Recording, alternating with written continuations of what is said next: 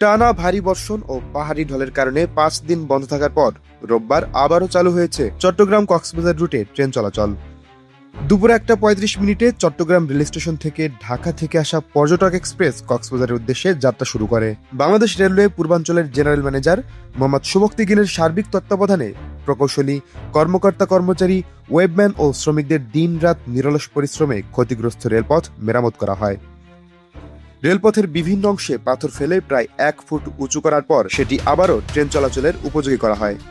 রেলওয়ের বিভাগীয় পরিবহন কর্মকর্তা ফারহান মাহমুদ জানান, রেল লাইন এখন সম্পূর্ণ নিরাপদ। জানালিহাট স্টেশনে আটকে থাকা প্রবাল এক্সপ্রেসও চট্টগ্রাম স্টেশনে ফিরিয়ে আনা হয়েছে। গত মঙ্গলবার রেলপথ 1.5 থেকে 2 ফুট পানির নিচে তলিয়ে যাওয়ায় ঢাকা ও চট্টগ্রামের সঙ্গে কক্সবাজারের রেল যোগাযোগ বন্ধ হয়ে যায়। এতে প্রতিদিনের প্রায় 8 থেকে 9 হাজার যাত্রী দুর্ভোগে পড়েন। অবশেষে 5 দিন পর আবারও স্বাভাবিক হলো এই রুটের ট্রেন চলাচল। News desk, rail news.